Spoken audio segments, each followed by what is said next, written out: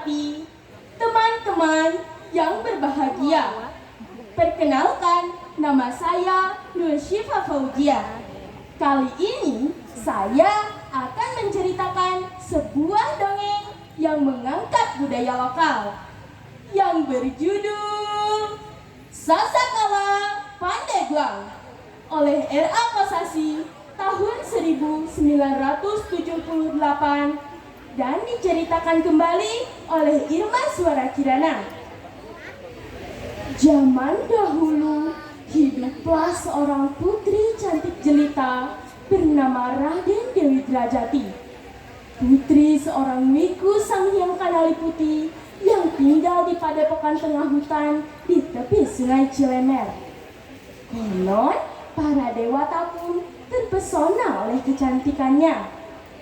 Pertemuan Nyi Putri dengan pemburu membuka tabir rahasia yang selama ini terpendam di dalam hutan.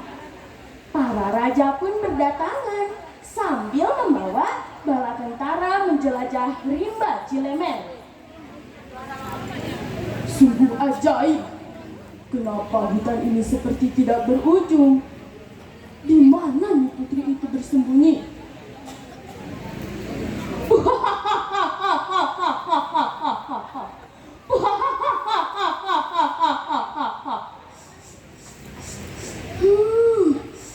Harum manusia. Kebetulan sekali aku belum makan. Hei, ada raksasa. Ayo cepat lari.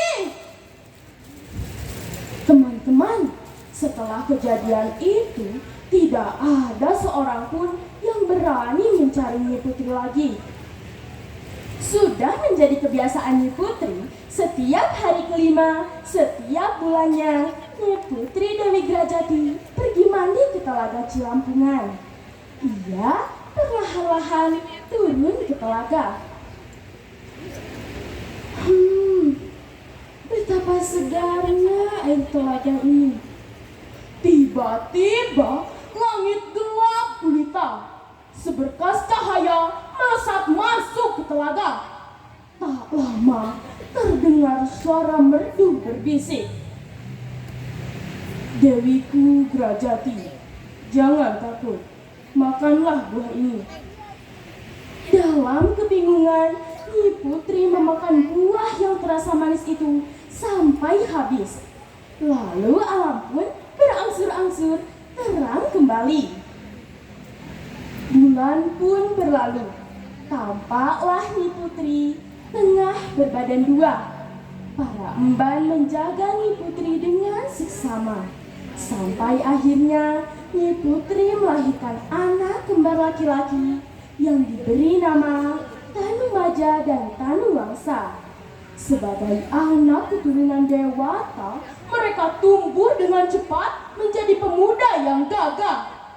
Setiap hari mereka menyusuri hutan dan mereka bermain dengan para binatang.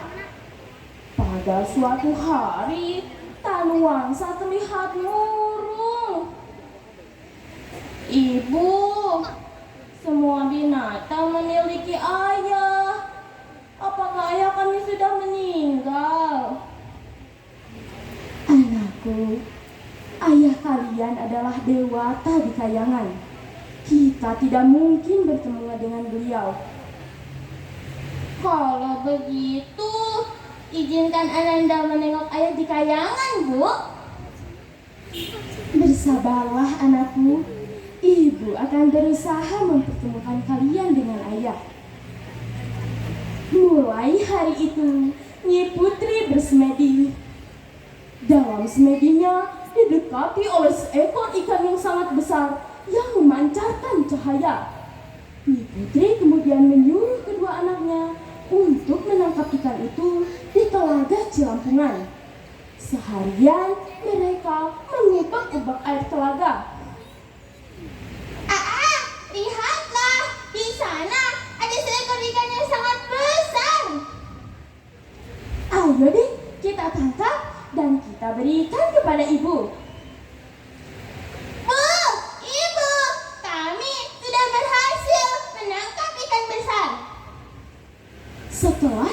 ditujukan kepada ibunya, tiba-tiba ikan besar itu berubah wujud menjadi laki-laki tampan keturunan dewata. Sejak saat itu, Nyi Putri hidup bahagia bersama keluarganya. Pada suatu hari, keduanya menghadap ayah ibunya. Ayah, ibu, kami mohon izin hendak mencari ilmu kanuragan. Baiklah. Namun ingatlah, kalian dilarang mandi di laut dan tidak boleh berhidup di bawah kemudian. Kami berjanji akan selalu mengingatkan ayah dan ibu. Keesokan hari, keduanya berangkat menuju Jawa Barat ke ayahnya. Sesampainya di sebuah perkampungan dekat pesisir pantai, mereka memutuskan untuk tinggal di hutan Cilemer, mengajarkan tentang ilmu dan mematuhi ajaran ibunya. Pada suatu hari, saat matahari bersinar dengan teriknya, Itu keinginan Tanuangsa merasakan dunia laut. dia kemudian tertidur di bawah kemudian. Sadarlah Tanuangsa kalau dia sedang jauh dari tempatnya semula. Dia lupa telah melanggar pantangan keluarganya. Dan tubuhnya Berubah menjadi patung batu. Sementara itu, Tanumaja mencari-cari adiknya. Betapa kagetnya ia melihat pakaian adiknya tergeletak di pasir. Dengan hati cemas, ia berlari menyusuri pantai sampai ke dalam hutan. Ia menemukan patung batu di bawah pohon durian. Oh, adikku. Mengapa kau melanggar pantangan keluarga kita?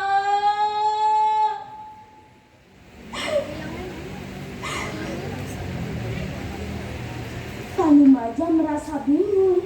Ia memutuskan untuk kembali ke hutan Cilemer untuk mengabari ayah dan ibunya. Sesampainya di sana, ia kaget karena ia hanya menemukan 2 buah meriam. Merasa hidup sebatang kara, ia kemudian bertapa di depan meriam itu. Dalam tapanya, ayah ibunya berpesan agar ia menerima nasib dengan sabar.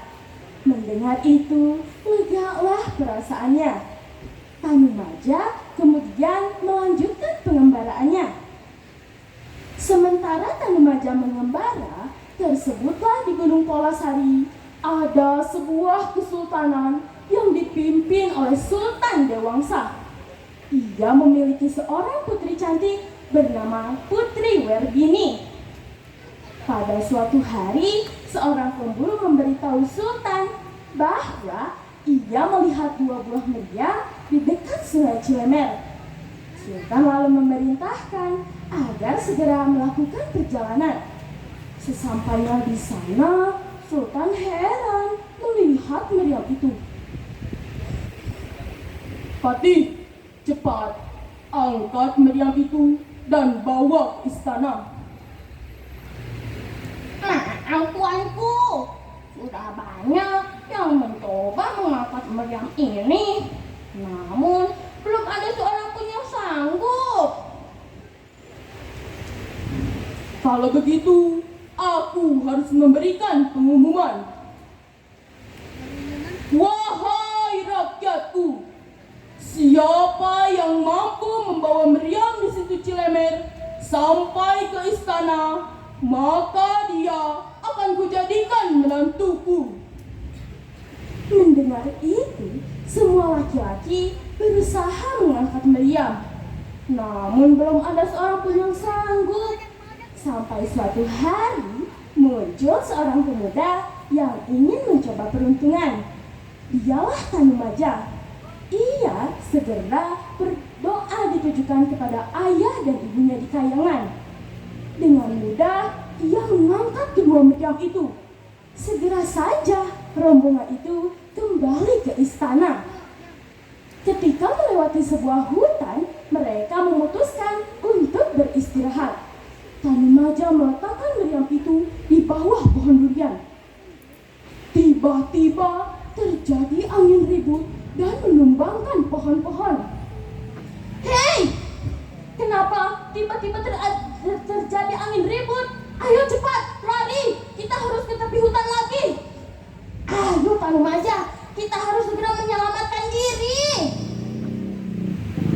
Tanumaja segera tersadar akan larangan orang tuanya. Ia segera memindahkan meriam itu. Sungguh ajaib. Tiba-tiba hutan kembali tenang. Angin berhenti seolah tidak terjadi apa-apa. Tempat itu kemudian dikenal dengan nama Kadu Bungbang. Kadu artinya durian, bungbang artinya tumbang. Perjalanan pun dilanjutkan sampai akhirnya tibalah di sebuah perkampungan. Dilihatnya banyak penduduk yang memandai besi. Tiba-tiba datang seseorang membungkuk-bungkuk menghampiri mereka.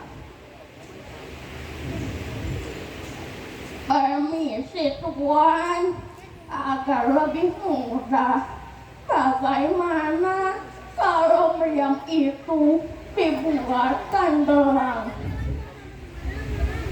Baiklah Kipande, sepertinya itu sangat berguna.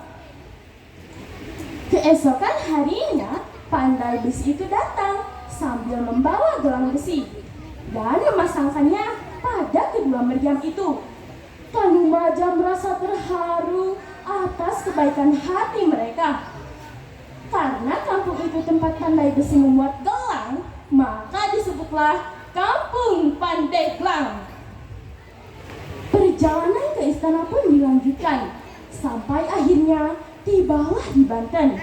Tanumaja kemudian dipertemukan dengan Putri Werdini.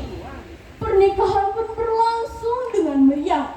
Setelah menikah, Raden Tanumaja menjabat sebagai Wakil Sultan Banten di Sunda Kalapak.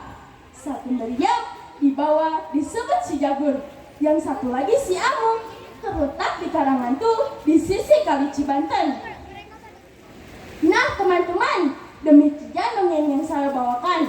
Kurang lebihnya mohon maaf. Salam literasi. Wassalamualaikum warahmatullahi wabarakatuh. Waalaikumsalam.